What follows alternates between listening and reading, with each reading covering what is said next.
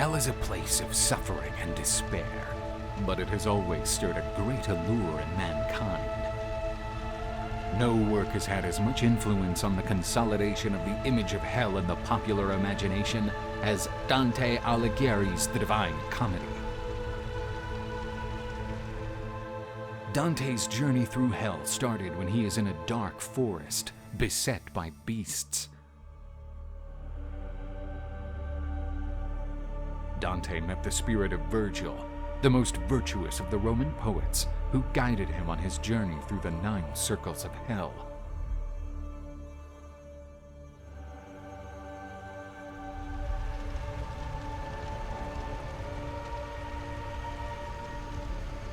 The entrance to hell was wide, without doors or obstacles. A large inscription reads, "Abandon hope, all ye who enter here."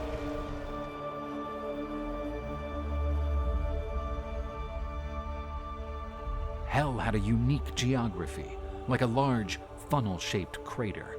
This crater was said to have been created by the impact of Lucifer's fall from heaven. To reach the bottom of hell, one had to pass through several levels, known as the circles of hell. The deeper the position of the soul, the worse its punishment.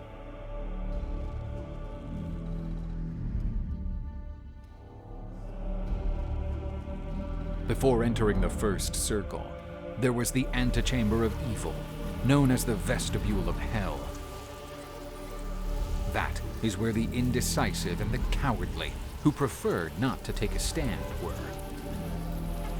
They would not go to heaven or hell, but spent their days tormented by wasps, with the flesh of their feet devoured by worms.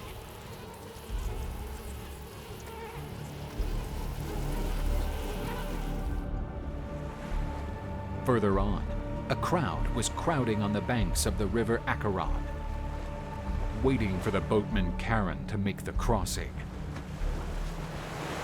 He shouted, "Wrecked souls, I have come for you for eternal punishment."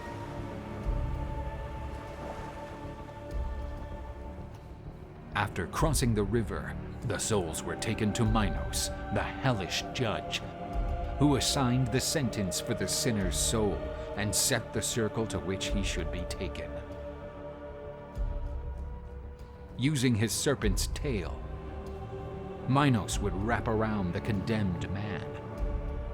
The number of turns of the tail indicated the circle.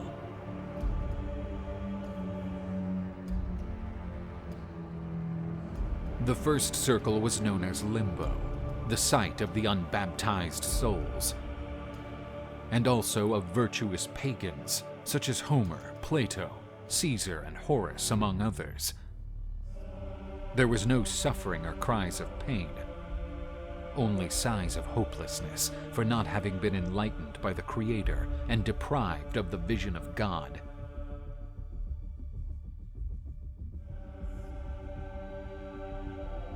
The second circle was reserved for the lewd and lustful, known as the Valley of the Winds. In it resided figures such as Cleopatra, Paris, among others. Just as in life, these souls let their passions take over. In hell, they were dragged by strong and incessant winds, beaten and thrown by the whirlwinds. Not a few souls were lost in the pursuit of love and pleasure, leaving reason aside. In the third circle, there was an intense and freezing rain, filthy and eternal. A huge beast stood out in this place. Cerberus, the gigantic 3-headed dog that barked incessantly through its 3 throats. This circle was reserved for those who abused the sin of gluttony. Gluttons were stuck in the mud, created by their own vomit as they were bitten, scratched and torn by the infernal beast. The fourth circle was reserved for the prodigal and the avaricious, the wasteful and the greedy. They were afflicted in different ways by the sin of greed, They spent eternity shoving big bars of money in each other's direction, exchanging insults due to their opposite natures.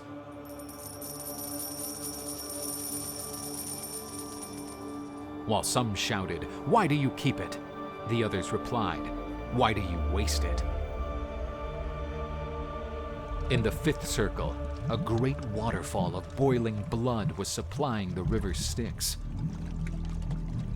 In the waters of the river were the angry and choleric people, trying to give vent to their endless rage and attacking each other. At the bottom of the river were the spiteful ones, who tried to scream, but only their bubbles reached the surface. The city of Dis divided the Inferno. Here, the three Erinyes, also known as the Furies, and the fallen angels protected the Great Gate. Dis was the mark that separated the culpable sins, without intent to offend, from the malicious sins, committed knowingly and intentionally. The next and terrible circle was the fire cemetery of heretics. Inside open tombs were those who disbelieved in God's existence or rejected his teachings, taking others with them away from the grace of the Lord. They burned in the devouring flames inside their tombs. Then there was the Fledgiton Valley, the seventh circle, divided into three. In the first part, near the ruins of Crete, it was possible to see the terrible Minotaur, a creature half man and half bull. At the bottom of the valley, inside a river of blood, were the punished for having committed violent crimes. On the banks of the river, centaurs used their bows to shoot arrows at the criminals. The worse his crime, the more submerged the sinner had to be.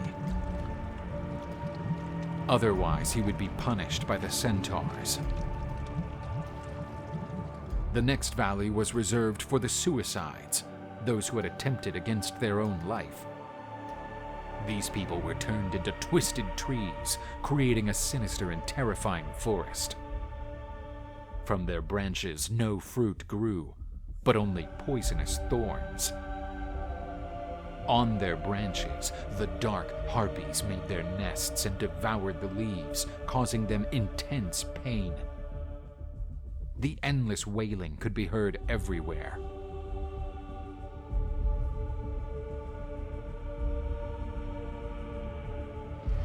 Closing this circle was the Valley of the Abominable Sands, where sinners were placed in a desert of hot sand under a rain of fire.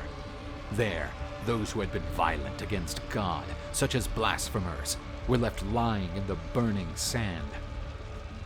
The Sodomites forced to run through the desert without stopping, and the usurers forced to sit on the flames.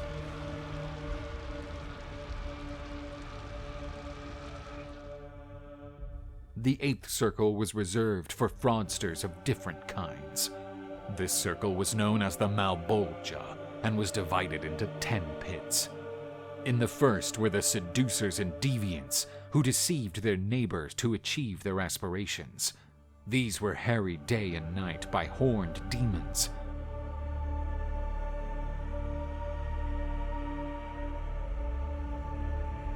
In the next pit were the flatterers and sycophants, sunk in dung and feces.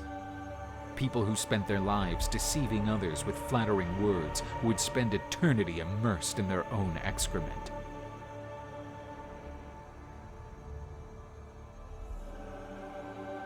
In the third pit were the practitioners of simony, buried upside down.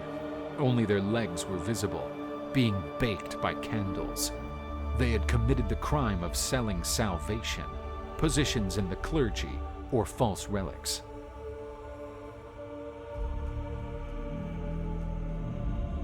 In the fourth pit were the seers, who pretended to know the future, something that only God could do.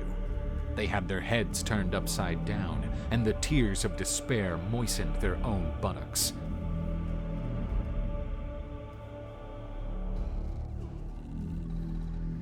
In the fifth pit, the corrupt were boiled in a lake of boiling tar, and when they tried to reach the surface, they were attacked by demons who forced them to submerge.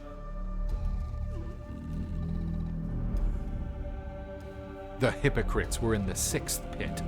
Although they were wearing beautiful cloaks, they were heavy as lead.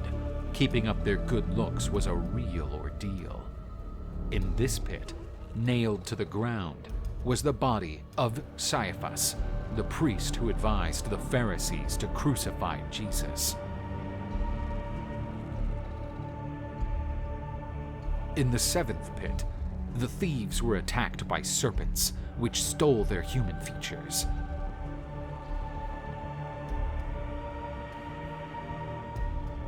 In the next pit were the evil counselors, burning with fire for having led others into fraud and corruption.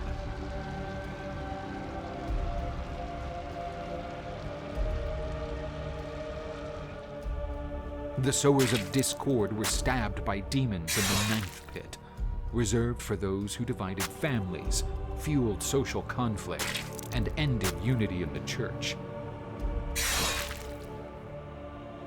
Finally, in the last pit were the counterfeiters, covered by all diseases and pestilences. Because they had forged, lied, and simulated, they suffered various diseases according to their crime.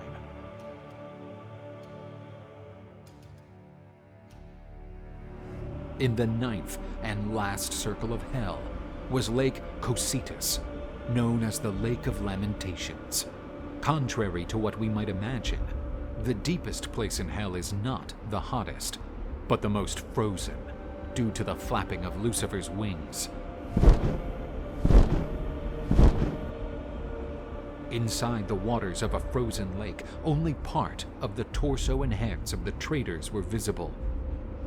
These sinners saw their tears freeze as they wept in despair. The traitors were divided into 4 classes: those who betrayed their families, those who betrayed their homeland, those who disregarded hospitality, and those who betrayed their masters.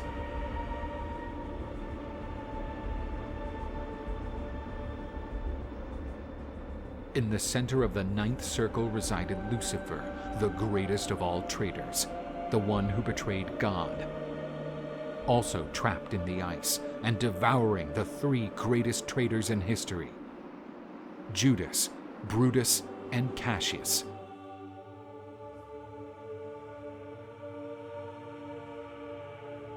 At the bottom of the last circle, Dante and Virgil found the access that would lead them to Purgatory.